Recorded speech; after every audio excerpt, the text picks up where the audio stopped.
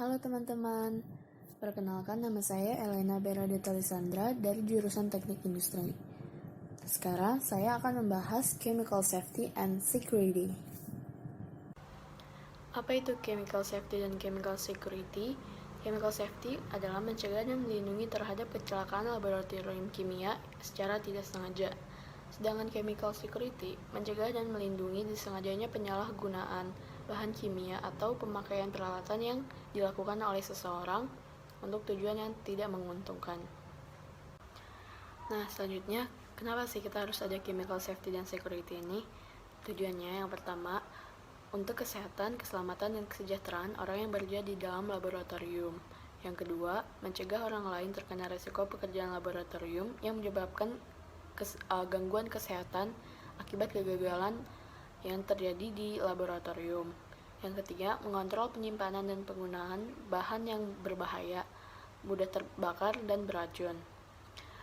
Yang keempat, mengontrol pelepasan bahan berbahaya, gas, dan zat berbau ke udara sehingga tidak berdampak negatif terhadap lingkungan. Adapun tata tertib laboratorium kimia yang harus dipatuhi oleh semua orang yang berada di laboratorium kimia agar tidak terjadi hal-hal yang tidak diinginkan. Nah, yang pertama, orang yang tidak berkepentingan dilarang memasuki laboratorium. Yang kedua, dilarang makan, minum, ataupun merokok di lab. Yang tiga, jangan terlalu banyak berbicara, berkelakar, atau berlelucon ketika bekerja di laboratorium. Yang keempat, jauhkan alat-alat yang tadi digunakan seperti tas, handphone, atau barang-barang elektronik lainnya dari atas meja.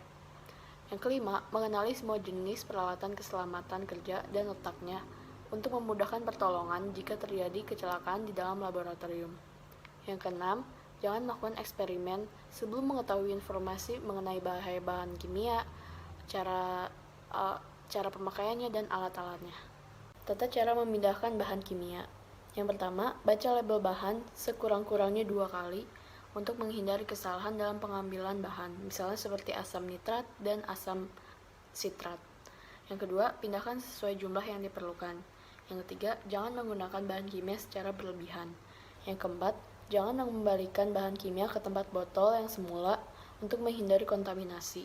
Meskipun dalam hal ini kadang terasa boros memindahkan bahan kimia cair.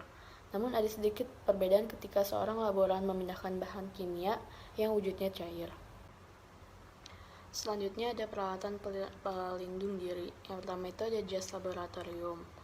Jas ini untuk melindungi tubuh kita dari adanya percikan api atau bahan kimia yang berbahaya bagi tubuh kita.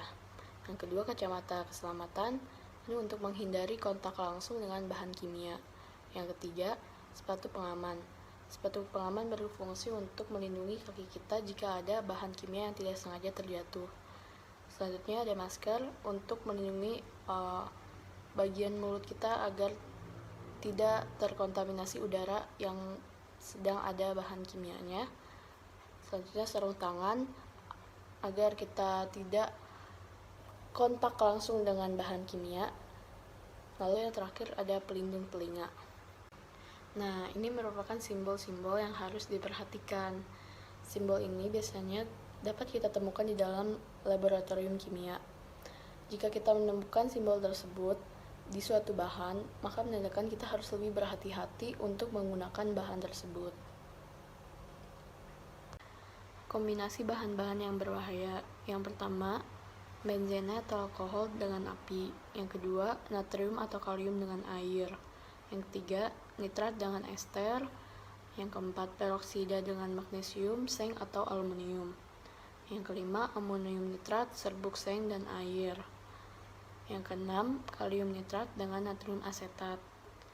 Nah, kombinasi bahan-bahan tersebut sudah pasti berbahaya. Lalu bagaimana jika terjadi kecelakaan di laboratorium? Nah, yang pertama, jangan panik, karena kalau panik kita bakal ceroboh. Yang kedua, mintalah bantuan rekan Anda yang ada di dekat Anda. Oleh karena itu, Anda tidak diperkenankan untuk bekerja sendirian di dalam laboratorium. Yang ketiga, bersihkan bagian yang mengalami kontak langsung dengan bahan tersebut. Bila memungkinkan, bilas sampai bersih. Bila terkena kulit, jangan digaruk supaya tidak merata. Yang keempat, bawalah keluar ruangan korban supaya banyak menghirup oksigen. Yang keenam, bila mengkhawatirkan kesehatannya, segera hubungi paramedik secepatnya.